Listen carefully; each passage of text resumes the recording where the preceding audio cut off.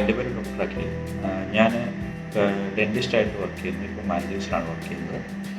2021 മിഡിലാണ് ഞാൻ ഗോഡ്സ്പീഡ് ഇമിഗ്രേഷനുമായിട്ട് കോൺടാക്ട് ചെയ്യുന്നത്, കാനഡ ഇമിഗ്രേഷൻ്റെ കാര്യമായിട്ട് ബന്ധപ്പെട്ടിട്ട്.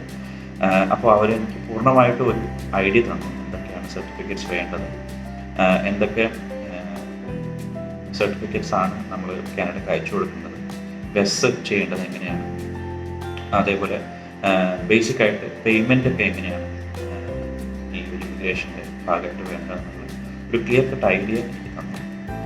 അങ്ങനെ ഞാൻ IELTS ക്ലിയർ ചെയ്തു. 2023 മിഡ് ആകുമ്പോഴേക്കും IELTS ക്ലിയർ ചെയ്ത് ഒണ്ടാരിയോ PNPക്ക് വേണ്ടിയിട്ട് ഞാൻ അപ്ലൈ ചെയ്തു. ഒണ്ടാരിയോ PNP കിട്ടി. അതിനുശേഷം അത് എക്സ്പ്രസ് എൻട്രി ആയിട്ട് പ്രൊഫൈലിലേക്ക് ആഡ് ചെയ്തു. അങ്ങനെ എനിക്ക് ഒരു 6 to 7 months PR കിട്ടുവാണ് ഉണ്ടായത്. റീസെൻ്റ്ലി എൻ്റെ മെഡിക്കലും ബയോമെട്രിക് എക്സാമിനേഷൻ കഴിഞ്ഞു. എൻ്റെ പാസ്പോർട്ട് 3 days ബിഫോർ സ്റ്റാമ്പ് ചെയ്ത് കിട്ടി. അങ്ങനെ എൻ്റെ PR ജേർണി ഇവിടെ കംപ്ലീറ്റ് ആവുകയാണ്. ഇനി ഒരു 6 to 7 months ടൈമുണ്ട്. അതിനകത്ത് ഞാൻ കാനഡയിൽ ലാൻഡ് ചെയ്യാണ് വേണ്ടത്.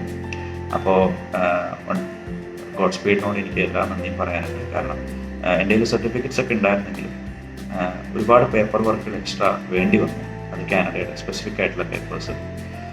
അപ്പോൾ അതൊക്കെ ചെയ്യാനുള്ളൊരു ഐഡിയ എനിക്കില്ലായിരുന്നു. ഞാൻ ചെയ്തിട്ടുണ്ടെങ്കിൽ അത് മൾട്ടിപ്പിൾ തവണ എററായിട്ട് തിരിച്ചു വന്നതിന് എനിക്ക് ഉറപ്പുണ്ട്.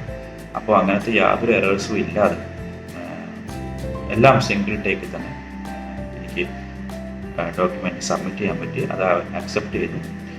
അതിന് തീർച്ചയായിട്ടും ഗോഡ്സ്പീഡിൻ്റെ ഗൈഡൻസ് തന്നെയാണ് ഹെൽപ്പിംഗ് ആയിട്ടുള്ളത്. അപ്പോൾ ഓൾ താങ്ക്സ് ടു ഗോഡ്സ്പീഡ്. തീർച്ചയായും ഞാൻ എൻ്റെ ഫ്രണ്ട്സും ആരെങ്കിലുമൊക്കെ ഇമിഗ്രേഷന് പോകാനായിട്ട് പ്ലാൻ ചെയ്യുന്നുണ്ടെങ്കിൽ ഞാൻ ഗോഡ്സ്പീഡിൽ തന്നെ കോൺടാക്ട് ചെയ്യാൻ പറയും. Thank you very much.